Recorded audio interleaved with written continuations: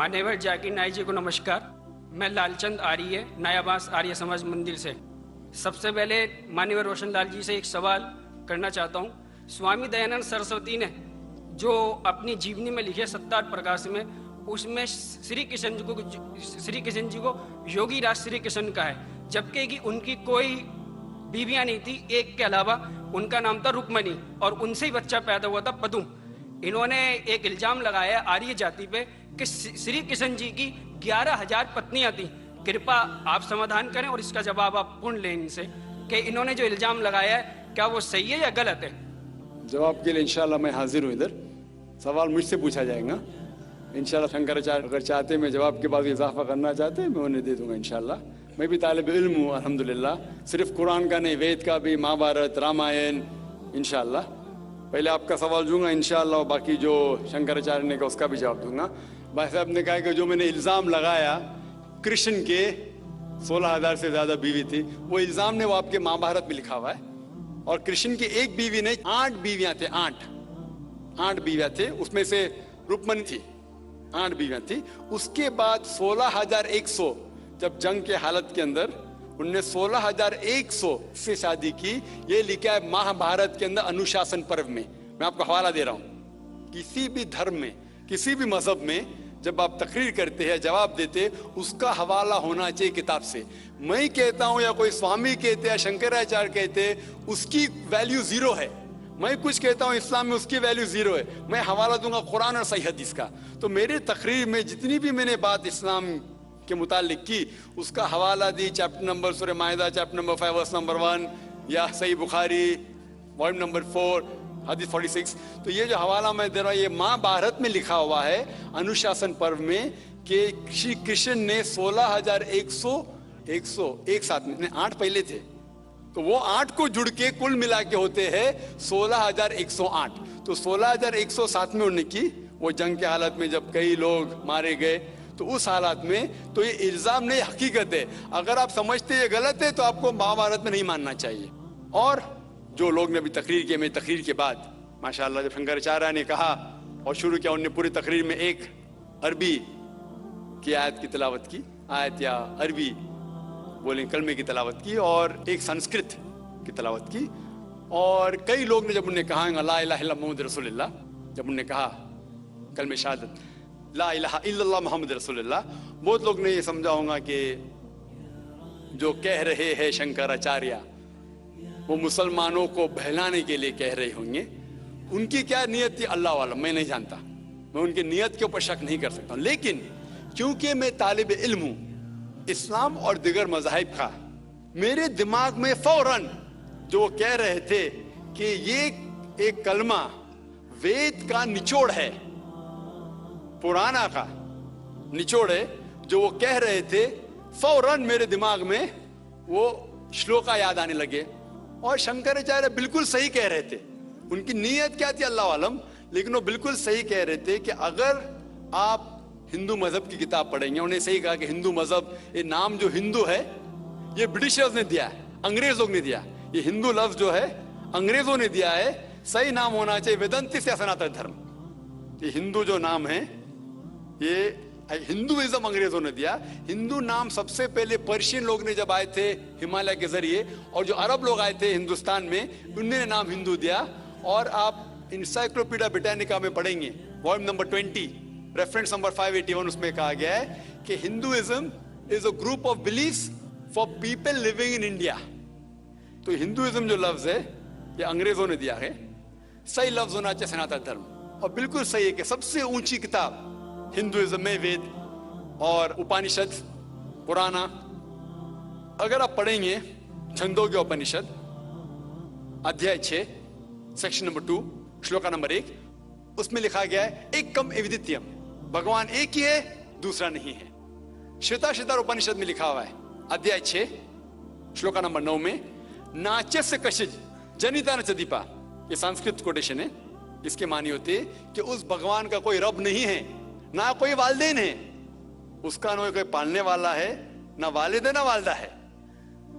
आगे आप पढ़ेंगे लिखा हुआ है श्वेताश्वतर उपनिषद में अध्याय 4 श्लोका नंबर 19 में न तस्य प्रतिमा अस्थि, उसके जैसा कोई भी नहीं है। और सारे किताबों में से जो सबसे ऊपर किताब है, जिस तरह शंकराचार्य ने कहा, वो है वेद। और 4 वेद है, ऋग्वेद, यजुर्वेद, सामवेद और अथर्ववेद। यजुर्वेद में लिखा हुआ है, अध्याय 32, चैप्टर नंबर 32, श्लोक नंबर 3, वर्ष नंबर 3 में लिखा है, न तस्य प्रतिमा अस्ति, उसका ना कोई अक्ष है, ना कोई बुत है, ना कोई तस्वीर है। उस भगवान का ना अक्ष है, ना तस्वीर है। और आगे लिखा हुआ है यजुर्वेद में अध्याय 40, श्लोक नंबर 9 में, अंधात्म प्रविशन्ति या असम्मुति उपास्ते। अंधात्म मतलब अंधकार, प्रविशन्ति मतलब अंदर जाना। वो लोग अंधकार में जा रहे हैं जो लोग असम्मुति की पूजा करते हैं। असम्मुति मतलब कुदरती चीजें, हवा, आग, पानी। जो लोग कुदरती चीजें की पूजा करते हैं वो अंधकार में जा रहे हैं। और आगे श्लोका कहता है कि वो लोग और गहरे अंधकार में जा रहे हैं जो लोग संभूति की पूजा करते हैं। संभूति मतलब बनाई हुई चीजें, मतलब टेबल, चेयर, गाड़ी, बुत। ये जो बनाई हुई चीजें हैं उसकी अगर पूजा कर रहे हैं तो और अंधकार में जा रहे हैं। और आप पढ़ेंगे ऋग्वेद, 4 वेदों से सबसे ऊंचा वेद है ऋग्वेद। ऋग्वेद में लिखा हुआ है, जिल्द नंबर 1, बुक नंबर 1, किताब number 1, him number 164, shloka number 46, एकम सत विप्र बहुधा वदान्ते, जिसके मानी है सच एक है, सच्चाई एक है, भगवान एक है। और संत लोग भगवान को मुख्तलिफ नामों से पुकारते हैं, लेकिन भगवान एक है। और जो उनने संस्कृत में श्लोक पढ़ी वो आदि श्लोक थी, पूरी श्लोक में पढ़ूंगा इंशाअल्लाह। वो श्लोक जो उन्हें पढ़ी वो ब्रह्म सूत्र है, हिंदुइज्म के ब्रह्म सूत्र है। एकम ब्राह्म द्वितीया नास्ते, आदि पढ़ी, पूरी है। एकम ब्राह्म द्वितीया नास्ते, नहना नास्ते नास्ते किंचन, जिसके मानिए भगवान एक ही है, दूसरा नहीं है, नहीं है, नहीं है, जरा भी नहीं है।